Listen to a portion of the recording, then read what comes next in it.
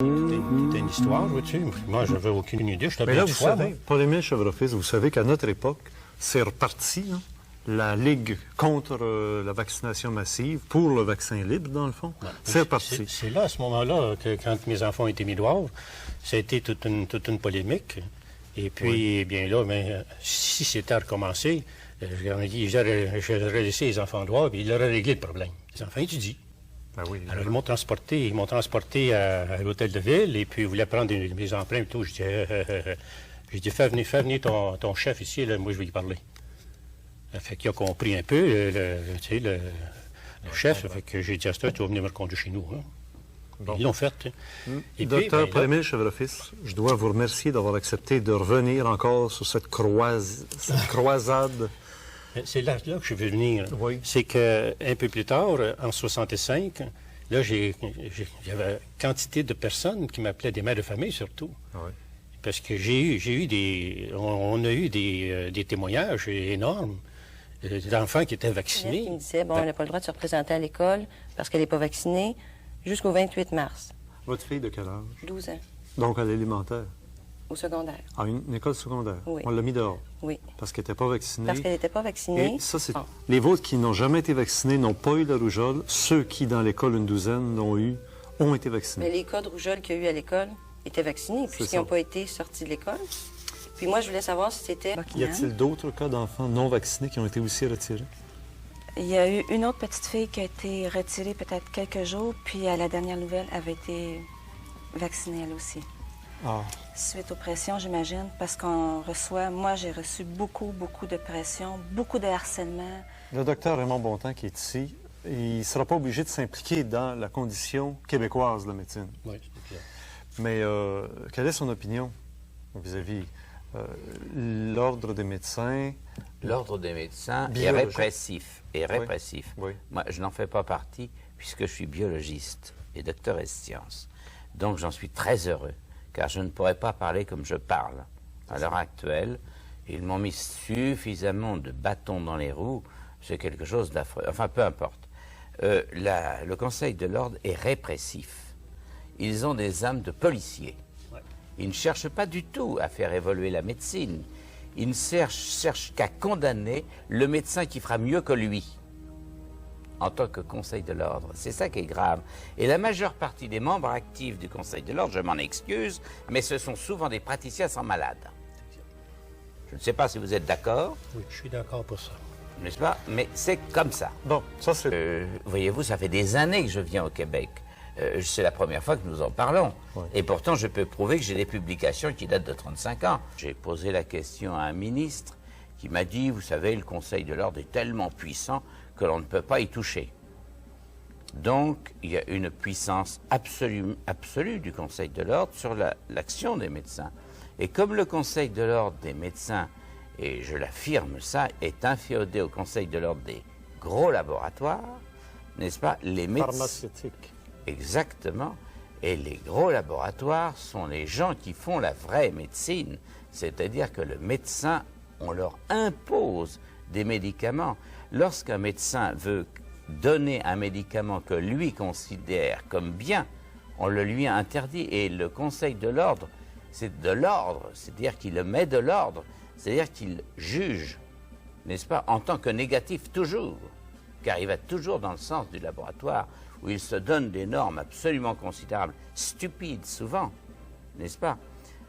C'est quelque chose de tout à fait pénible, car la médecine, à l'heure actuelle, on peut penser que la médecine perd son but essentiel. Bon, ben, j'en reviens là, à la notion de deux mamans qui sont ici avec des enfants qui n'ont pas été vaccinés. Le mien n'a pas été vacciné non plus. Bon. Je voudrais avoir un conseil professionnel. Alors, le conseil la qualité professionnel, du vaccin. Il y a un conseil de l'ordre des médecins, faites un conseil de l'ordre des malades. Prenez des avocats et des médecins, n'est-ce pas, qui seront tout à fait heureux de pouvoir lutter contre le Conseil de l'ordre. Ça, je vous l'affirme. Et je puis vous dire une chose, n'est-ce pas, que les vaccins en vétérinaire arrivent à donner des low-causes. Qu'est-ce que sont des low-causes? Ce sont des sida, n'est-ce pas? Elles ne sont pas homosexuelles, les vaches, les chiens non plus, les chats non plus, forcément, n'est-ce pas? Et pourtant, ils ont des low-causes. Et la Fédération mondiale de la santé de Genève a écrit imprudemment à un certain moment que c'était la survaccination de la variole des pays d'Afrique qui avait créé le sida. Est-ce vrai, n'est-ce pas vrai? Je les laisse élucubrer à ce sujet. Mais on peut tout de même dire une chose, que les marins, lorsque des marins descendent, j'ai eu une discussion avec un amiral qui me disait que lorsqu'il laissait ses marins descendre en Afrique, que 2-3 mois après, lorsqu'ils avaient attrapé le sida, ils mouraient. Je me suis dit, c'était quand même incroyable, des jeunes gens en pleine santé, ceci et cela. Et le lendemain, je me suis souvenu que tous ces jeunes recrues avaient été vaccinés. Donc, ils avaient abaissé tous leurs défenses et ils se faisaient cueillir d'une façon étonnante. Donc, la vaccination, à mon avis, on donne une maladie hypothétique d'autrefois, où il y avait évidemment une absence d'hygiène considérable, il y avait énormément de possibilités d'attraper des maladies. Encore est-il prouvé qu'une vaccination empêche, n'est-ce pas, une maladie? Est-ce que ça n'est pas prouvé du tout? Ben non, on a la preuve dans nos écoles, puisque ce sont des enfants vaccinés qui attrapent les maladies. Ça n'est pas prouvé du tout. Ils disent que s'ils n'avaient pas été vaccinés, ça aurait été payé. Eux autres, là, ils ont arrêté Ben, l'épidémie d'après eux autres. Avec la vaccination, là, ils ont arrêté l'épidémie. Moi, j'ai dit, tu ne peux pas dire ça. La poliomyélite, la tuberculose a régressé beaucoup grâce à la vaccination. Monsieur, il y a eu, dans des pays où il n'y a pas eu de vaccination du tout, ça suit les mêmes évolutions, c'est-à-dire il n'y a plus de polio du tout. Donc, ça n'est pas une question de vaccination, car lorsque l'on vaccine des vaches autour de certains départements français, ils sont toutes vaccinées contre la, comment dirais-je, la fièvre afteuse, n'est-ce pas? Et il y a 2 départements français qui ne sont pas vaccinés, dans les Côtes du Nord et dans le Finistère, qui sont des vaccinations, enfin, qui sont des produits d'exportation où les acheteurs ne veulent absolument pas, n'est-ce pas, de bêtes vaccinées. À ce moment-là, lorsqu'il y a eu une épidémie, ces bêtes non vaccinées n'ont pas été malades. Et toutes les autres ont été malades. Comme par hasard, lorsqu'il y a une épidémie de fièvre afteuse, les bêtes vaccinées ou pas, on les abat. S'ils étaient si sûrs de leur vaccin, n'est-ce pas? Non, mais c'est une plaisanterie. C'est une véritable plaisanterie.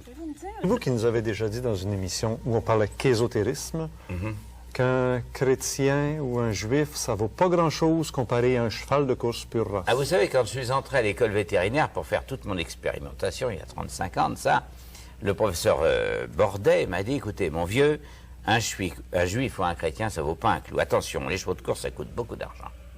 Voilà. Alors, vous comprenez qu'il fallait faire très attention à ce que nous faisions sur le plan des injections aux fameux chevaux de course, qui sont tous des produits extrêmement sur le fil de rasoir. Voilà. Moi, je dis à chiropraticien, je dis n'importe qui pratique la chiropratique, parce que la chiropratique est une science. La médecine n'en est pas.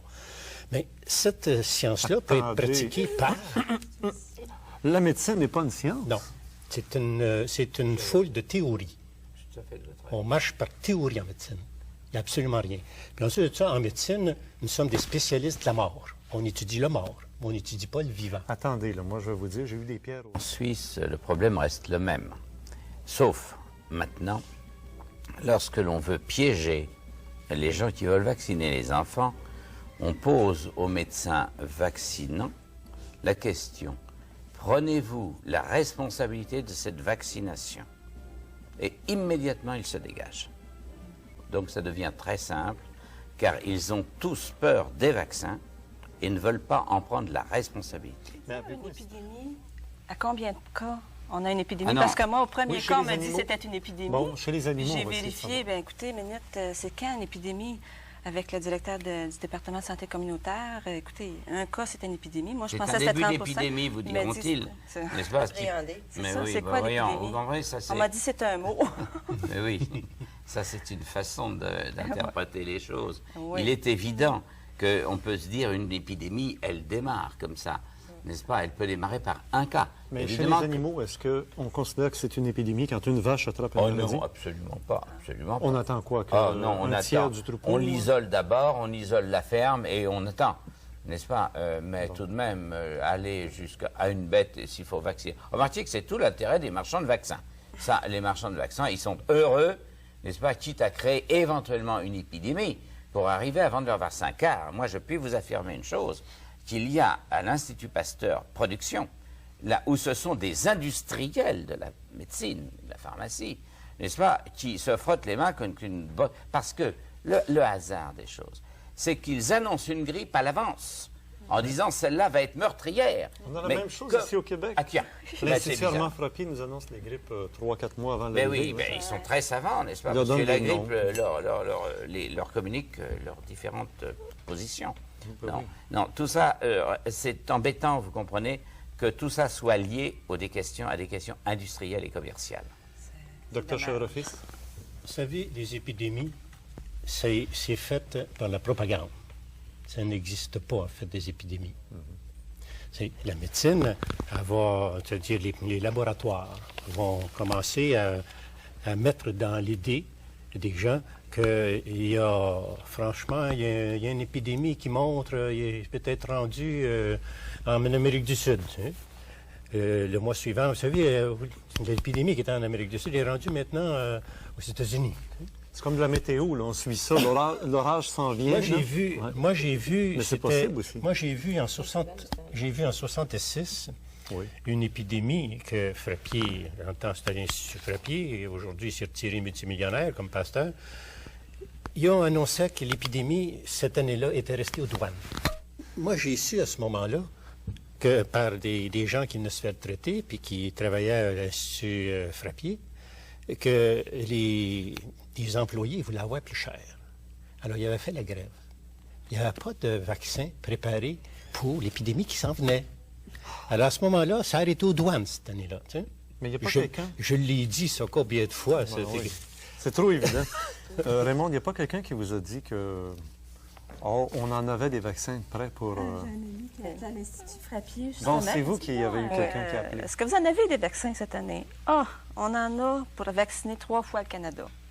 Parfait, j'ai compris. C'est ça. Tu sais, fait qu'il y a quelque part où est-ce que c'est une grosse industrie, comme docteur disait tantôt. Alors, pensez-vous, vous êtes libre de penser comme vous voulez, mais vous n'êtes pas libre d'agir comme vous voulez.